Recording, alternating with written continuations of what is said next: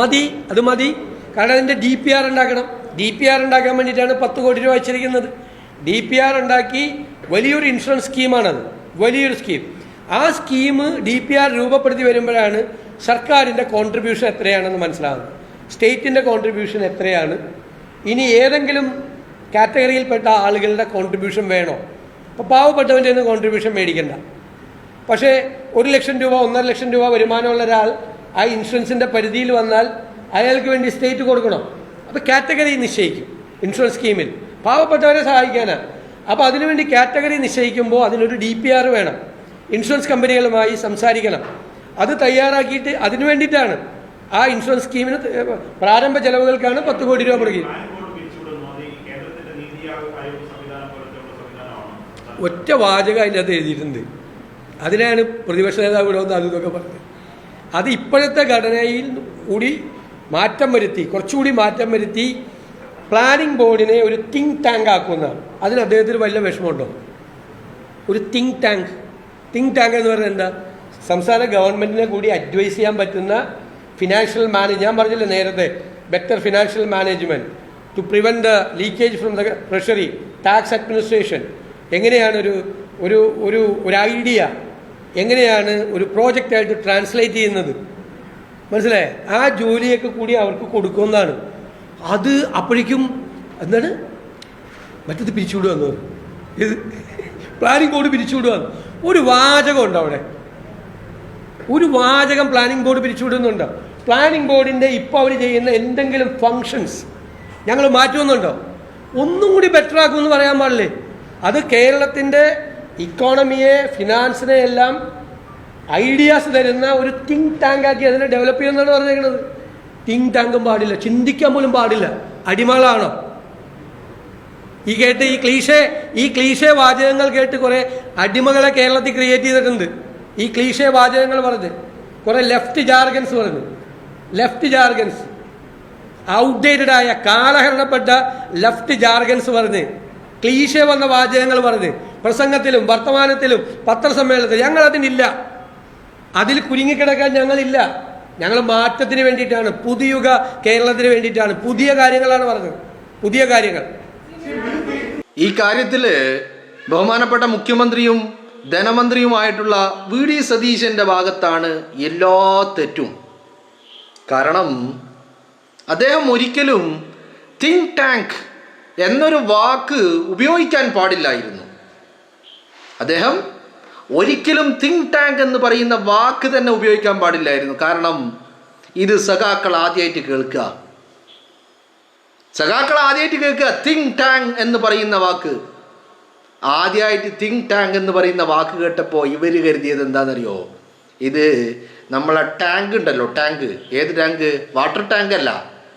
ഇവർ കരുതിയത് നമ്മളെ വെള്ളമെല്ലാം കലക്കി കുടിക്കുന്ന ഒരു ടാങ്ക് എന്ന് പറയുന്ന ഒരു സാധനം വരുന്നുണ്ടല്ലോ, പല ഫ്ലേവറുകളിൽ, orange flavour, pineapple flavour, mango flavour, അങ്ങനെ പല ഫ്ലേവറുകളിൽ ഒരു പൗഡർ വരുന്നുണ്ടല്ലോ, അതാണെന്നാണ് കരുതിയത്. സഖാക്കൾക്ക് എന്തൊരു വാർത്താ സമ്മേളനമാണോ ഇത്! പല ആളുകളും പല ഭരണാധികാരികളും വാർത്താ സമ്മേളനം നടത്തുന്നുണ്ട്. പക്ഷേ ആധികാരികമായിട്ട് ഇത്രയേറെ അപ്രമാദിത്തോടുകൂടി ചവിട്ടിത ഇങ്ങനെ തല പാതാളത്തിലേക്ക് മഹാബലിയെ ചവിട്ടി താഴ്ത്തിയെന്ന് കേട്ടില്ലേ? ഇത് പാതാളത്തിലേക്ക് ചവിട്ടി താത്തലല്ല, മറിച്ച് തല ഇങ്ങനെ പിടിച്ചിട്ട് ചവിട്ടി അരച്ച് ചമ്മന്തിയാക്കുന്ന വാർത്താ സമ്മേളനം നിങ്ങൾ എവിടെയെങ്കിലും കണ്ടിട്ടുണ്ടോ? നിങ്ങൾ ഒരാളെ കാണിച്ചു തരാൻ പറ്റുമോ നിങ്ങൾക്ക്? സതീശനെ പോലെ ഇത്രയും ആക്യുറസിയോടുകൂടി, ഇത്രയും ഷാർപ്പായി ഒരു വാർത്താ സമ്മേളനം നടത്താൻ കഴിയുന്ന ഒരു വ്യക്തിയെ കാണിച്ചു തരാൻ കഴിയുമോ?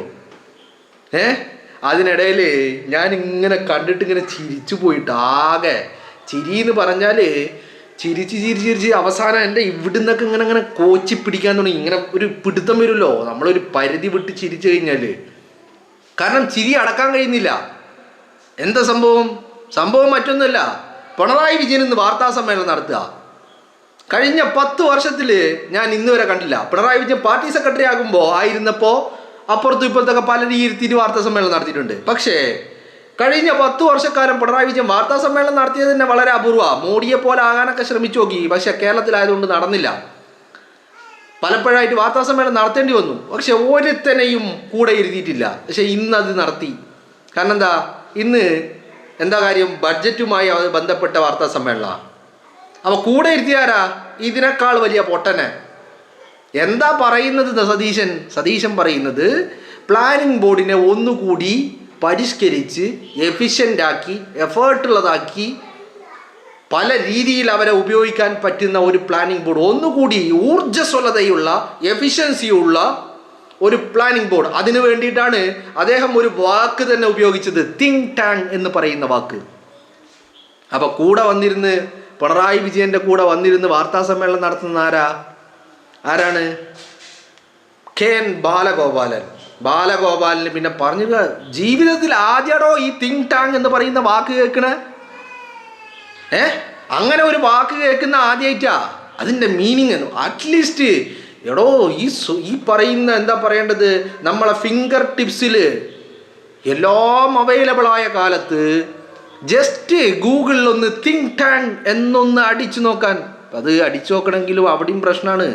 കാരണം തിങ്ക് ടാങ്ക് സ്പെല്ലിങ് മാറരുത്. എന്താണ് സതീശൻ ഉദ്ദേശിച്ചത് തിങ്ക് ടാങ്ക് എന്ന് മനസ്സിലാക്കണം. കണ്ടുപിടിക്കണ വലിയ പാടാണ്. അപ്പോൾ അതിനൊന്നും നിന്നില്ല, നേരെ വന്നിട്ട് വാർത്താ സമ്മേളനം, പ്ലാനിംഗ് ബോർഡിനെ പിരിച്ചുവിടാൻ പോകുന്നു. ഹലോ സഖാക്കളെ, എല്ലാവരും തെരുവിലിറങ്ങൂ. വീണ മോളെ പീഴി കൊണ്ടാവും വന്നപ്പോൾ എല്ലാവരും ഇറങ്ങിയതുപോലെ കട്ടയുമായിട്ട് തെരുവിലിറങ്ങൂ. നിങ്ങളൊന്ന് ആലോചിച്ച് നോക്കൂ, എന്താണ് അവസ്ഥ? തിങ്ക് ടാങ്ക് എന്ന് പറഞ്ഞാൽ വളരെ സിമ്പിളാണ്. അത് ഒരു ഓർഗനൈസ്ഡ് റിസർച്ച് ഇൻസ്റ്റിറ്റ്യൂട്ടിനെയോ ഗ്രൂപ്പ് ഓഫ് എക്സ്പേർട്ടിനെയോ ഒക്കെ ഈ പറയുന്ന തിങ്ക് ടാങ്ക് എന്ന് വിശേഷിപ്പിക്കാൻ പറ്റും. അത് എന്താവാം? ടെക്നോളജി ആവാം, എക്കണോമിക്സ് ആവാം, സാമ്പത്തിക മേഖലയിലാവാം, അല്ലെങ്കിൽ ടെക്നോളജി ആവാം, അല്ലെങ്കിൽ ഡിഫൻസ് മേഖലയിലാവാം.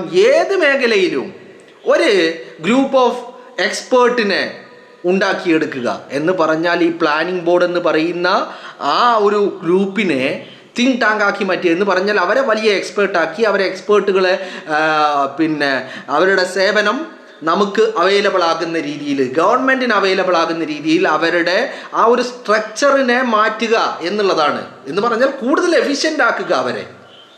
ഇത് പറയുമ്പോഴേക്കും പിണറായി വിജയൻ കൊടുവാളുമായിട്ട് ഇറങ്ങുക. എന്താ പ്രശ്നം?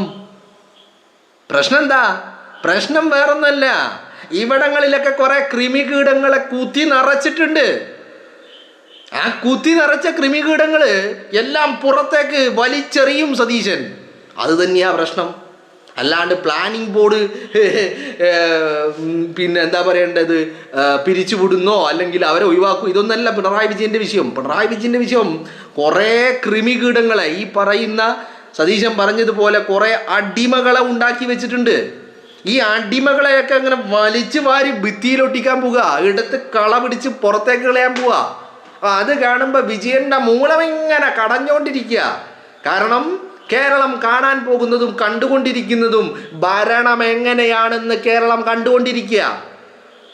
എങ്ങനെയാണ് ഒരു സ്റ്റേറ്റിനെ മുന്നോട്ട് കൊണ്ടുപോകേണ്ടത്, എങ്ങനെയാണ് ഒരു ഗവൺമെൻറ്റിനെ മുന്നോട്ട് കൊണ്ടുപോകേണ്ടത് എന്നുള്ള കാര്യം കൃത്യമായിട്ട് സതീശൻ പ്രാവർത്തികമാക്കി കാണിച്ചുകൊണ്ടിരിക്കുക. അപ്പം ജനങ്ങൾക്കെല്ലാം മനസ്സിലാവുമല്ലോ. കഴിഞ്ഞ 10 വർഷക്കാലം ഇതൊന്നല്ല ഭരണം, ഇങ്ങനെയൊന്നല്ലായിരുന്നു ഭരിക്കേണ്ടത്, ഇങ്ങനെയല്ല ഒരു ഭരണകർത്താവ് പെരുമാറേണ്ടത്, പ്രവർത്തനങ്ങൾ ഇങ്ങനെയൊന്നും അല്ലാന്ന് ജനങ്ങൾ തിരിച്ചറിയുന്നത് കാണുമ്പോൾ മൂലം ഇങ്ങനെ കടിച്ചുകൊണ്ടിരിക്കുക. നിങ്ങളൊന്ന് ആലോചിച്ച് നോക്ക്. അതിനിടയിൽ ഭൂലോക കോമഡി വേറൊരുത്ത് ചങ്ങാതി. ഏത്? ചാത്തന്നൂരിൽ നിന്നൊരു കിണാപ്പൻ വിജയിച്ച് കയറിയല്ലോ. ചാത്തന്നൂരിൽ നിന്ന് CPM-കാരൻ വോട്ട് മറിച്ചിട്ട് 17,000 വോട്ടാണ് CPM-ന് ചാത്തന്നൂരിൽ കുറഞ്ഞത്. എന്നാൽ UDF-നോ അതേ ചാത്തന്നൂരിൽ 4,000 വോട്ടിൻ്റെ വർധന എന്ന് പറഞ്ഞാൽ അപ്പുറത്ത് മറിച്ച് കുത്തി സഖാക്കള്.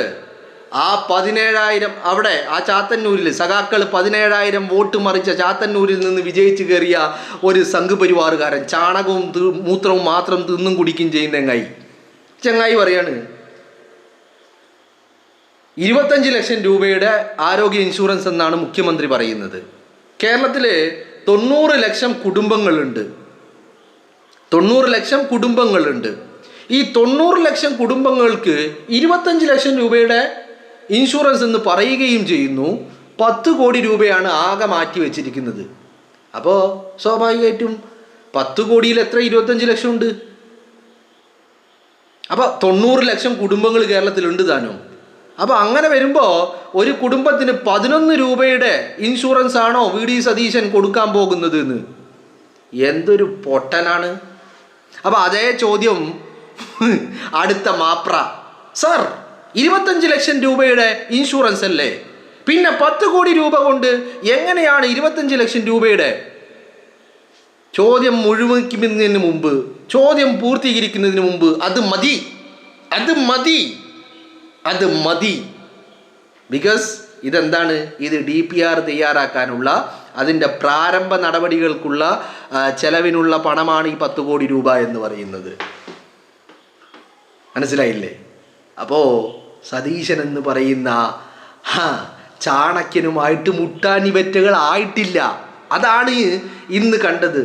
അത് നിയമസഭക്കകത്താണെങ്കിലും ശരി, അത് കഴിഞ്ഞിട്ട് കാള പറ്റൂന്ന് കേട്ടപ്പോഴേക്കും കയറുമായി വന്ന പിണറായി വിജയനും ബാലഗോപാലനും ആണെങ്കിലും ശരി, അതല്ല മാറി നിന്ന് കയറും പിടിച്ച് മരത്തിൻ്റെ മറവിൽ ഒളിഞ്ഞു നിന്ന ചാത്തന്നൂരിലെ MLA ആണെങ്കിലും ശരി, എല്ലാത്തിനും നല്ല വയറ് നിറച്ചും പിന്നെ കുറച്ചും വീട്ടിലേക്ക് കൊണ്ടുപോകാനുള്ളതും കൂടി സതീശൻ കൊടുത്തു എന്നുള്ളതാ. ഞാനിങ്ങനെ അത്ഭുതപ്പെട്ടു പോകുക ഒരു വാർത്താ സമ്മേളനം കണ്ടിട്ട്. എനിക്ക് തോന്നുന്നു സതീശൻ ഇന്ന് ഒരു മണിക്കൂർ അതിലേറെ സമയം വാർത്താ സമ്മേളനം നടത്തിയിട്ടുണ്ട്. ഏത്? നിയമസഭയിൽ ബജറ്റ് അവതരിപ്പിച്ച് കഴിഞ്ഞ് ഉടനെ അദ്ദേഹം 1 മണിക്കൂറിലേറെ സമയത്തിൻ്റെ ഒരു വാർത്താ സമ്മേളനം നടത്തിയിട്ടുണ്ട്. അപ്പോൾ ആ വാർത്താ സമ്മേളനം മൊത്തം ഞാൻ എൻ്റെ പ്രേക്ഷകർ കേൾപ്പിക്കണമെന്നുണ്ട്. മനസ്സിലായില്ലേ? പക്ഷേ സമയം കാരണം അത് ഞാൻ ചെയ്യുന്നില്ല എന്നേ ഉള്ളൂ. നിങ്ങളൊന്ന് ആലോചിച്ച് നോക്ക്, എങ്ങനെ ഒരു മനുഷ്യൻ വാർത്താ സമ്മേളനം നടത്തുന്നത്? ഇങ്ങനെ അടിച്ച് മൂലക്കിരുത്തുന്നേ, ഒരു മയവും ഇല്ല, ഒരു യാതൊരു ദാക്ഷിണ്യവും ഇല്ല. അതിൻ്റെ ഇടയിൽ കൈരളിക്കാരന് വിജയം പറഞ്ഞത് കേട്ടിട്ട് വന്നതാ. കൊടുത്തു എന്ന് പറഞ്ഞാൽ കൊടുത്തു, പിന്നെ വാ തുറന്നിട്ടില്ല. എമ്മാതിരി കൊടുപ്പാന്നേ. ഒരു കാര്യത്തിൽ സതീശൻ്റെ മുന്നിൽ ഞാൻ നമിക്കുക.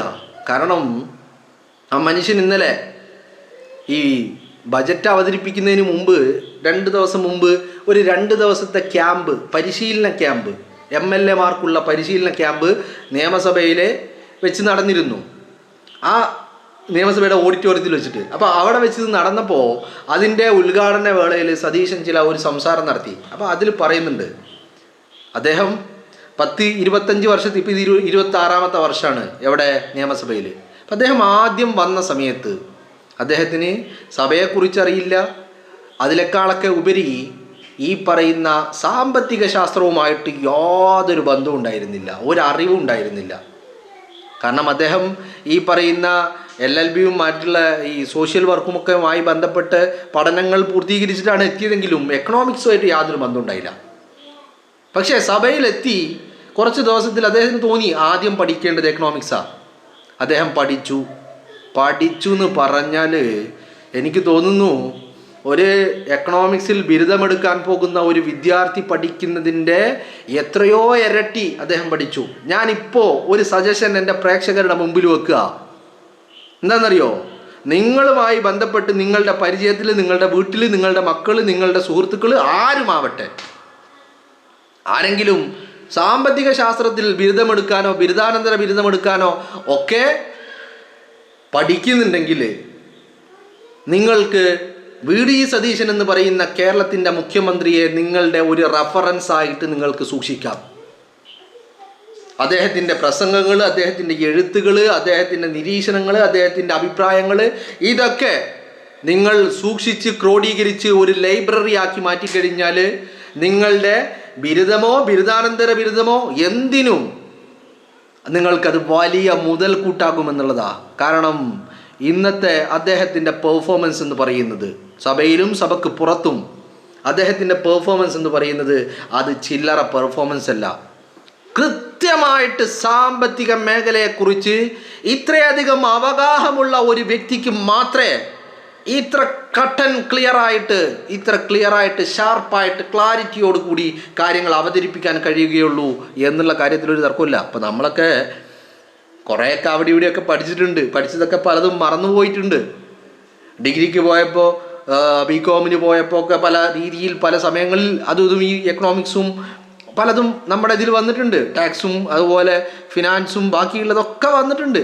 പക്ഷേ സതീശൻ ഉപയോഗിക്കുന്ന ഓരോ വാക്കുകളുണ്ടല്ലോ, അതിൽ ഞാൻ പറയുന്നു, കേരളത്തിൽ ബ്രെയിൻ ഡ്രെയിൻ എന്ന് പറയുന്ന വാക്ക്, അതിനെ ഇത്ര പോപ്പുലറാക്കിയ ഒരു വ്യക്തി അത് സതീശനാണ്. ഇന്നിപ്പോൾ സതീശൻ്റെ ബഡ്ജറ്റ് അവതരണം, അതിൽ അദ്ദേഹം ഉപയോഗിച്ച ഒരുപാട് വാക്കുകളിൽ വളരെ പ്രധാനപ്പെട്ടതായിട്ട് എനിക്ക് തോന്നിയ ഒരു വാക്കാണ് തിങ്ക് ടാങ്ക്. ഏറ്റവും ഇമ്പോർട്ടൻ്റ് ആയിട്ട് അതാണ് ഞാൻ പറഞ്ഞത്. സഖാക്കൾ പിണറായി വിജയനടക്കം കേട്ടിട്ട് പോലുമില്ല. പിണറായി വിജയൻ ഇങ്ങനെ അന്താളിച്ചിരിക്കുക. എന്താ കാരണം? ഇങ്ങനെയാണ് ഭരണം നടത്തേണ്ടത് എന്ന് പിണറായി വിജയൻ ഇപ്പോൾ സ്വന്തം തോന്നുകയാണ്. പുറത്ത് പറയാൻ പറ്റുമോ? ഇതിപ്പോൾ ഞാൻ ഇത് പറയുമ്പോൾ നിങ്ങൾ തോന്നുന്നു അങ്ങനെ തോന്നുമെന്ന്. നിങ്ങളൊരു കാര്യം ആലോചിച്ച് നോക്ക്. ഇപ്പം ഇന്നലെ ന്യൂസ് മലയാളത്തിലെ സനീഷ് നല്ല ഒന്നാം തരം സഖാവ, അന്തംഗമ്യ അടിമയാണ് ന്യൂസ് മലയാളത്തിലെ സനീഷ്. കോഴിക്കോട് ജില്ലയിലെ മൊകേരിക്കാരനാ. പിന്നെ പറയണ്ടല്ലോ ഏതളവിലാ ആ പറയുന്ന ആ അടിമയുടെ റേഞ്ച് എത്രയാണെന്ന് ഞാൻ പറയണ്ടല്ലോ. ആ സനീഷ് ഇന്നലെ പറഞ്ഞ ഒരു വാക്കുണ്ട്. എന്താണ്?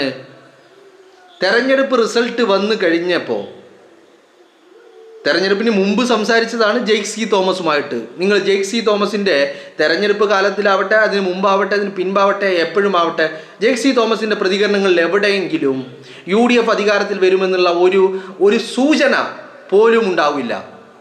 എന്നാൽ ഈ പറയുന്ന സനീഷുമായിട്ട് പേഴ്സണലായിട്ട് സംസാരിച്ചപ്പോൾ ഈ പറയുന്ന ജെയ്സി തോമസ് സനീഷിനോട് പറഞ്ഞ വാക്കുകൾ, UDF അധികാരത്തിലെത്തുകയാണെങ്കിൽ അതൊരു തിളക്കമാർന്ന വൻ വിജയമായിരിക്കുമെന്ന് പറഞ്ഞു പോലും.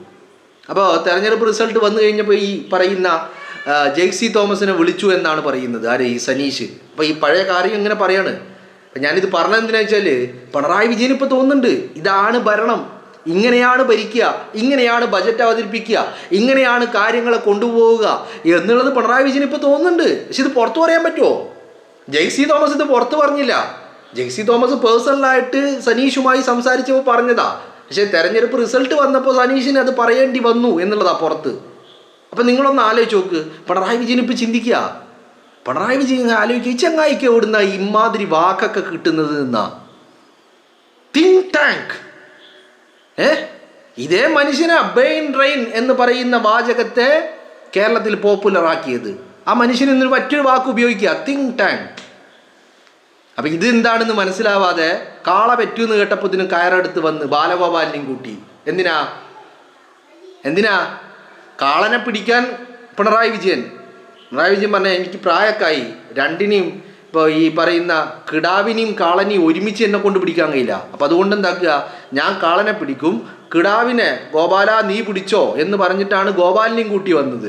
ഗോപാലിനും ചാടി വീണു. ഓ കിടാവ് കാള പറ്റു, ബാ ബാ ബാ ബാ ബാ നമുക്ക് കിടാവിനെ എടുത്തിട്ട് വരാം എന്ന് പറഞ്ഞ് ഗോപാലിനും ചാടി വീണതാ. തിങ്ക് ടാങ്ക് എന്താണെന്ന് മനസ്സിലാകാതെ എന്താണ് അവസ്ഥ? നിങ്ങളൊന്ന് ആലോചിച്ച് നോക്കി. ഒരു മനുഷ്യന് നിങ്ങളൊന്ന് ആലോചിക്കും, ഒരു ഒറ്റക്കിരുന്നിട്ട് അങ്ങോട്ട് കാച്ചാണ്. നിയമസഭയിൽ നിന്നിട്ട് ബജറ്റ് അങ്ങോട്ട് അവതരിപ്പിച്ച് കഴിഞ്ഞിട്ട് വന്ന് ഒരു ഗ്ലാസ് ചായയും കുടിച്ച് കാപ്പിയും കുടിച്ച് മൂപ്പരടുത്ത പരിപാടി വാർത്താ സമ്മേളനം ദാ വന്നു. കൃമികീടങ്ങളൊക്കെ വന്നു. എല്ലാവർക്കും മറുപടി ഉണ്ട്, ആർക്കും മറുപടി ഇല്ലാതില്ല. കൈരളിക്കാരന് മാത്രം ഒരു ചോദ്യം ചോദിക്കാൻ പറ്റുള്ളൂ. കാരണം എന്താ? രണ്ടാമത്തെ ചോദ്യം ചോദിക്കാൻ അവൻ്റെ അണ്ണാക്ക് പൊന്തിയില്ല. അപ്പോഴേക്കും അടിച്ച് മൂലക്കിരുത്തി കൈരളിക്കാരനെ. കിട്ടിയ കൂട്ടത്തിൽ പിണറായിക്കും ഗോപാലനും പിന്നെ ഈ പറയുന്ന ചാത്തന്നൂരുകാരനും ഒക്കെ നിരത്തി കിട്ടി. ആ മനുഷ്യൻ്റെ അവഗാഹം അത് ചില്ലറയല്ല. എക്കണോമിക്സ് അറിയാത്ത സതീശൻ ജനപ്രതിനിധിയായപ്പോൾ എക്കണോമിക്സ് പഠിച്ചു. ഇപ്പോൾ അതിൻ്റെ ഉസ്താദായി മാറി. അതുകൊണ്ടാണല്ലോ ഇവരുടെ മറ്റേ സാമ്പത്തിക ശാസ്ത്രജ്ഞൻ തോമസ് ഐസക്ക്, ഏത് മൂന്നാർക്ക് ട്രിപ്പ് അടിക്കുന്ന തോമസ് ഐസക്കിനെ ഇക്ഷ ഇമ്മ വരപ്പിച്ചു. എവിടെ വെച്ചിട്ട്? എറണാകുളത്ത് പ്രസ് ക്ലബ്ബിൽ വെച്ചിട്ട്. ഖതം ഖതം. അപ്പം നിങ്ങളൊന്ന് ആലോചിക്കുക, ആ മനുഷ്യൻ ചുമ്മാതെ പോകാൻ വന്നതല്ല. അയാൾ എല്ലാം ഇപ്പം ഈ ബജറ്റ് അവതരിപ്പിക്കുമ്പോൾ വരെ വലിയ ആശങ്കയായിരുന്നു എല്ലാവർക്കും. എന്തായിരിക്കും പറയുക, എങ്ങനെയായിരിക്കും പറയുക, എന്തൊക്കെയാണ് ഇപ്പോൾ കൂട്ടാൻ പോണേ? ഒന്നും കൂട്ടിയില്ല, ഒരു നികുതിയും കൂട്ടിയില്ല എന്ന് മാത്രമല്ല, ഉണ്ടായ നികുതി കുറച്ചു. മാത്രമല്ല ഫ്രീ ആയിട്ട് യാത്ര. സർക്കാരിൻ്റെ ഒരു വരുമാനങ്ങളിൽ ഒന്നായിരുന്നു ഇൻകം, ഏണിങ്സ്, വരവിൽ ഒന്നായിരുന്നു ഈ KSRTCയിലെ ടിക്കറ്റിൽ കിട്ടുന്ന പൈസ. അതിലിപ്പോൾ കോടികൾ അങ്ങോട്ട് കൊടുക്കുക സർക്കാർ. അപ്പം ഇതൊന്നും ഇല്ലാതെ അങ്ങോട്ട് കൊടുത്തിട്ട് ഇത് എങ്ങനെ? അതാണ് പിണറായി ഈ പറയുന്ന പ്രതിപക്ഷ നേതാവായിരുന്ന കാലത്ത് സതീശൻ പറഞ്ഞത്, ജനങ്ങളുടെ കയ്യിൽ പൈസ വേണം, എന്നിട്ട് ആ പൈസ ഇങ്ങനെ മാർക്കറ്റിൽ കിടന്ന് തിരിഞ്ഞ് മറിഞ്ഞ് കളിക്കണം പല രീതിയിൽ. ഇപ്പം ഇന്നലെ ഈ പറയുന്ന 15-ാം തീയതി ഈ പ്രിയദർശിനിയിലെ KSRTC ബസ്സിലെ സൗജന്യ യാത്ര തുടങ്ങിയപ്പോൾ ഞാനൊരു ചർച്ചയിൽ, ഒരു ചാനൽ ചർച്ചയിൽ ഒരു സാമ്പത്തിക വിദഗ്ധൻ പറയുന്നത് കേട്ടതാണ്. അപ്പം ആ ഒരു നിരീക്ഷണം വലിയ പ്രധാനപ്പെട്ട നിരീക്ഷണമായി തോന്നി. ആൻഡ് ആ നിരീക്ഷണം അതാണ് സതീശൻ പ്രതിപക്ഷ നേതാവായിരുന്നപ്പോൾ പറഞ്ഞ ആ കാര്യം സമ്മതിച്ചുകൊണ്ടുള്ള, ആ വ്യക്തി സതീശനെ സമ്മതിച്ചിട്ടൊന്നുമില്ല, പക്ഷേ സതീശൻ അന്ന് പറഞ്ഞതും ഇന്ന് ഇയാൾ പറഞ്ഞതും ഒന്നായിട്ട് എനിക്ക് തോന്നുക. ഇയാൾ പറയുന്നത് ജൂൺ 15-നാ, സതീശൻ പറഞ്ഞതോ പ്രതിപക്ഷ നേതാവിൻ്റെ കസേരയിൽ ഇരുന്നിട്ട്. അന്ന് സതീശൻ പറഞ്ഞതാ ഈ ആളുകൾക്ക് ഈ പറയുന്ന പണം അവരുടെ കയ്യിൽ എക്സ്ട്രാ വരുമ്പോൾ, അവർക്ക് ഫ്രീ ബീസ് കൊടുക്കുമ്പോൾ ആ പണം ഇങ്ങനെ കടന്ന് മാർക്കറ്റിൽ സർക്കുലേറ്റ് ചെയ്യും. അപ്പം അത് മെഞ്ഞാന്നൊരു ചങ്ങായി പറയാണ്, ഇതൊരു സാധാരണ ഒരാളുടെ കയ്യിൽ ഒരു 2500 രൂപ മാസം എക്സ്ട്രാ വരും ഈ പൈസ ഡെയിലി യാത്ര ചെയ്യുന്ന ഒരാളുടെ കയ്യിൽ. അപ്പോൾ ആ 2500 എന്താക്കും? 25,000 മാർക്കറ്റിൽ സർക്കുലേറ്റ് ചെയ്യുമെന്നാണ് പറയുന്നത്. മനസ്സിലായില്ലേ? 25,000 മാർക്കറ്റിൽ ഇങ്ങനെ കറങ്ങിക്കളിക്കുമെന്നാണ് അദ്ദേഹം പറയുന്നത്. അപ്പോൾ അത് തന്നെയാണ് സതീശൻ അന്ന് പറഞ്ഞത്. അതാണ് ഞാൻ പറഞ്ഞത്, ഈ മനുഷ്യന് സാമ്പത്തിക ശാസ്ത്രം അറിയാത്ത മനുഷ്യൻ സാമ്പത്തിക ശാസ്ത്രം എക്കണോമിക്സ് പഠിക്കാൻ ഇറങ്ങി തിരിച്ചിട്ട് അവസാനം അതിൻ്റെ ഉസ്താദായി മാറി. തിങ്ക് ടാങ്ക് എന്തെന്നറിയാത്ത പിണറായി വിജയന് കയറെടുത്ത് വന്ന് കാളപെറ്റെന്ന് കേട്ടപ്പോൾ